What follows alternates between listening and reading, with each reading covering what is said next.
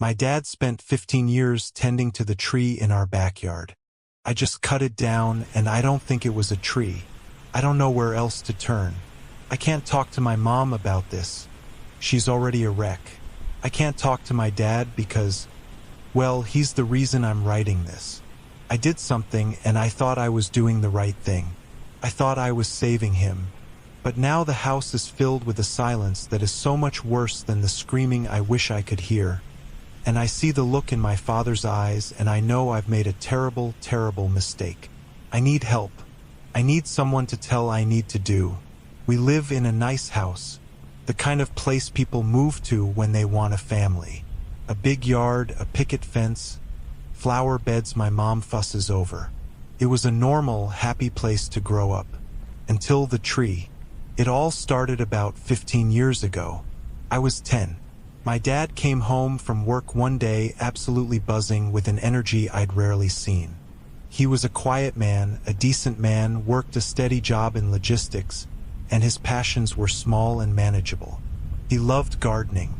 It was his escape. On this day, he was holding a small, wrinkled paper bag. "Look at this," he said, his eyes shining as he showed me a single gnarled black seed. It was the size of a pigeon's egg, strangely heavy, and covered in faint, spiral patterns. Got it from a street vendor downtown. An old fella. Said it was special. Said it would grow into a great tree, a king in our yard. Said it would cast its shadow over the whole house and protect us. I was 10. I thought it was cool. My dad was a sane, rational man, but he always got a bit poetic when he talked about his garden.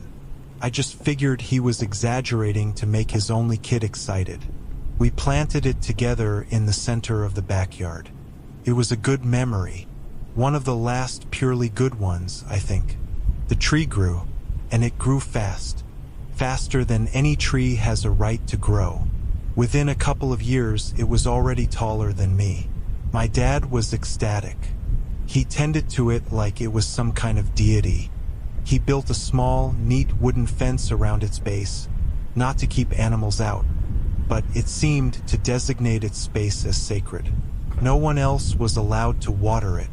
No one else was allowed to prune it. Not that it ever seemed to need it. It was his. For years, my mom and I just accepted it. It was Dad's hobby, his thing. When he was out in the yard, kneeling by the tree, we knew that was his time. We didn't interfere. We didn't think much of it. But the tree kept growing. And as it grew, my dad started to change. Subtly at first. He'd spend more and more time out there. He'd come in for dinner with dirt under his fingernails and a distant, peaceful look on his face. He started talking about the tree not as a plant, but as a presence. "The tree is well today," he'd say. "It enjoyed the rain." We'd just smile and nod. By the time I was in my early 20s, the tree was a monster. It was a species none of us recognized. Its bark was a smooth, dark gray, almost black, and its leaves were a deep, waxy green that seemed to drink the sunlight. It towered over our 2-story house, casting a vast, profound shadow over the entire backyard for most of the day. And that's when we really started to notice the wrongness. The first sign was the other plants. My mom's prize-winning roses, the vegetable patch, the cheerful little flowers she planted every spring, and anything that fell under the tree's shadow for more than a few hours a day would wither and die.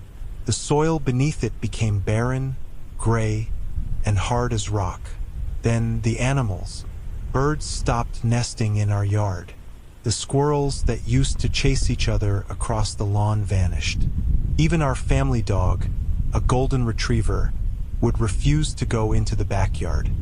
He'd stand at the back door, whining, his tail tucked between his legs, refusing to set a single paw in the shadow. But the worst change was in my father. His obsession became his entire existence. He quit his job. He said he needed to be home to attend to the tree. He'd spend all day, from sunrise to sunset, sitting on a small bench he'd built directly under its densest branches. He just sat there. Sometimes, we'd see him from the kitchen window, his head tilted as if he were listening to something. Sometimes, his lips would move, and we knew with a certainty that made us sick that he was talking to it. My mom and I tried to reach him. We pleaded. We begged. "Honey, please." My mom would say, her voice breaking, "Come inside. Eat something. You look so thin." He'd just shake his head, a slow, placid smile on his face. "I'm not hungry. The shadow is enough.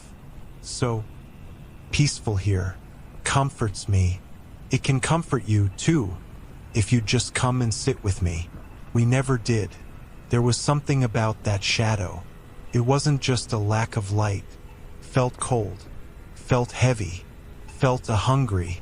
Standing at the edge of it felt like standing at the shore of a deep, dark ocean. You knew you shouldn't step in. The last weeks were the breaking point. He stopped coming inside at all, except to sleep in his chair in the living room for a few fitful hours. He was wasting away. His skin was pale and waxy. His eyes were sunken, but they held a serene, vacant glow that terrified me more than any anger could have. He was being consumed. The tree was eating him alive, and he was letting it. I decided I had to do something. I had to save him. The tree had to go. I waited until night. I watched through the window until he finally, reluctantly, came inside and slumped into his armchair, falling into his usual restless sleep. The house was silent. My mom was asleep upstairs. This was my chance. I grabbed the heavy wood-splitting axe from the garage. My hands were sweating, my heart pounding a frantic, terrified rhythm against my ribs. I stepped out the back door. The yard was bathed in the pale, ethereal light of a full moon, but the ground beneath the tree was a pit of absolute blackness. I stepped into the shadow. The cold was immediate, shocking. It wasn't a natural cold. It was a deep, draining cold that seemed to pull the warmth directly from my bones. I walked to the base of the tree. Its smooth, black bark felt strangely slick to the touch, almost like skin. I raised the axe. As the metal head touched the bark, I heard it. A whisper, right beside my ear. A voice that was both male and female, old and young. It was a rustle of leaves and a sigh of wind and a voice, all at once. "Don't!" I stumbled back, my heart seizing in my chest. I looked around wildly. The yard was empty. I had to have imagined it. It was the wind. It was my own fear talking back to me. It had to be. I steeled myself, spat on my hands, and swung the axe with all my might. Whack. The sound was dull, wet, not the sharp crack of axe on wood I was expecting. Felt like hitting a side of beef. The axe bit deep into the trunk.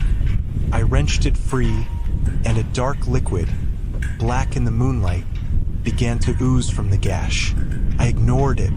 I swung again, and again, and again. I fell into a frantic, desperate rhythm, sweat pouring down my face, my muscles screaming.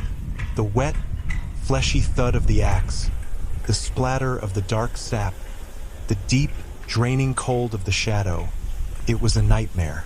With every swing, the ooze from the gash flowed more freely.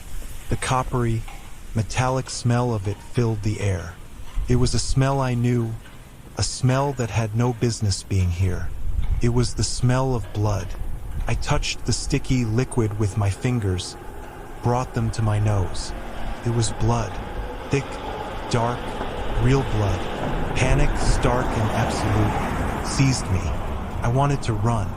I wanted to drop the axe and flee and never look back. But then I thought of my father, of his vacant, smiling face, of him wasting away on his bench. Couldn't stop. I had to finish it. I screamed, a raw, wordless sound of rage and fear, and I put everything I had into the last few swings. The gash widened, The tree groaned, a deep, shuddering sound that seemed to shake the very ground. And then, with a final, tearing shriek of splintering matter, it fell. It crashed into the yard with a ground-shaking boom, its great branches shattering my mom's empty flower pots. Silence. The shadow was gone. I was panting, leaning on the axe, my body trembling with exhaustion and adrenaline. My eyes were drawn to the stump, to the place where I had cut it. I pulled the small flashlight from my back pocket and aimed the beam at the wound. The inside of the tree wasn't wood. It was a chaotic, fibrous mass of what looked like dark red muscle and pale, glistening sinew, all woven around a central, horrifying core. Where I had cut the tree in half, I had also cut it in half. Embedded in the center of the trunk, integrated into its very being, was the torso of a human being. I could see the curve of the ribcage, the shape of the spine, the pale, rubbery look of preserved flesh. I had cut it clean through. The dark blood was still pouring from it, soaking into the ground. I didn't know what to do, couldn't scream, couldn't move. My mind simply stopped. What was this? Who was this?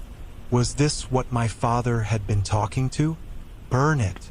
The voice came from behind me. It was quiet, raspy, and broken. I spun around, my flashlight beam cutting wildly through the darkness. My father was standing at the edge of the patio. He wasn't looking at me. He was staring at the fallen tree, at the mangled, bleeding stump, and the expression on his face. It was the most profound, gut-wrenching sadness I have ever witnessed. The vacant serenity was gone, replaced by a grief so deep it looked like it had cracked his very soul. "Dad," I whispered. "We have to burn it," he repeated, his voice hollow. "All of it. Now." We worked together in a grim, silent ritual. We hacked the branches and the great trunk into manageable pieces. We dragged them into a pile in the center of the yard. My father moved like an old man, his newfound clarity costing him all his strength. He never once looked at the horrifying thing at the heart of the trunk. We doused the pile in gasoline, and my father threw the match. The fire went up with a roar, a greasy, black smoke that smelled of burning meat and something else, something acrid and deeply wrong. We stood there for hours, watching it burn, until the great tree that had dominated our lives was nothing but a pile of glowing embers and a scorched black circle on the lawn. I thought I had saved him. I thought I had cut out the cancer that was killing him. But I was wrong. It's been a week. The tree is gone. The shadow is gone. My father, he's inside. He eats what my mom puts in front of him. He sleeps in his own bed. He's physically present. But he's not here. The obsession is gone. But the peace, twisted as it was, is gone too. It's been replaced by a constant, humming anxiety. He paces the house. He stares out the window at the empty space in the yard. He jumps at every unexpected sound. He doesn't speak, not a single word since that night. He just looks at me sometimes, with those haunted, broken eyes, and I feel like I'm the monster. I destroyed the thing that was consuming him, and in doing so, I seem to have destroyed him too. I traded a smiling zombie for a silent, terrified ghost. What was that thing? What did I do? And how do I fix my dad? Is there any way to bring him back from whatever edge I've pushed him over? Please, if anyone has any idea what happened here, tell me. The silence in this house is getting louder every day.